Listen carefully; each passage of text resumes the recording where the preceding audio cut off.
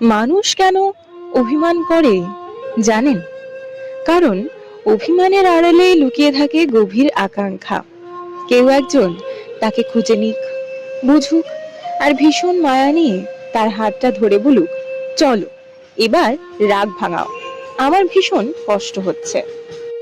প্রচন্ড অভিমানে মানুষ নিজেকে গুটিয়ে নেয়, চারপাশের সব শব্দ থেকে নিজেকে আড়াল করে ফেলে।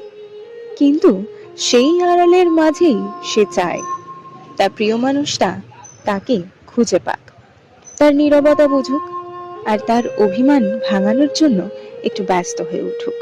মানুষ কেবল তার সাথে অভিমান করে যাকে সে সত্যি সত্যি ভালোবাসে।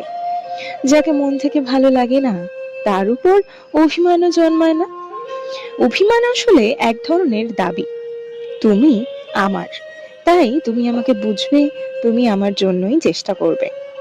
এজন্যই কেউ যতই অভিমান করে দূরে সরে থাকুক না কেন, তার অভিমান ভাঙাতে পারে কেবল সেই মানুষটা যার প্রতি তার মায়া, ভালোবাসা সবচেয়ে বেশি। অভিমানের আড়ালে থেকেও সেই সবচেয়ে বেশি মিস করে এই মানুষটাকে।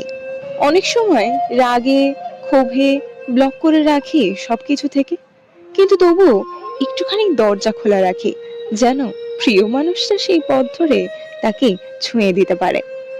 কারণ সত্যিকারের অভিমানে সম্পর্ক শেষ হয় না, কেবল অপেক্ষা জন্মায়। সেই মানুষটা কি আমাকে ফিরিয়ে আনবে? হৃদয়ে অভিমান জমিয়ে রাখা যে কতটা কষ্টের, তা শুধু অভিমানীরাই বোঝে। আর কেউ যখন সেই অভিমান ভাঙিয়ে দেয়, ইগোর দেয়াল ভেঙে তার কাছে ফিরে আসে, তখন বোঝা যায় তার অপেক্ষা আর ভালোবাসা ঠিক কতটা গভীর ছিল। তাই একবার চেষ্টা করে দেখুন, সমস্ত অহংকার দূরে রেখে প্রিয় মানুষটার অভিমান ভাঙিয়ে দিন। দেখবেন অভিমান ভাঙার পর কতটা ব্যাকুল হয়ে ওঠে সে আপনার হাতটা ধরে রাখে, যেন আর কখনো আপনাকে হারাতে না চায়।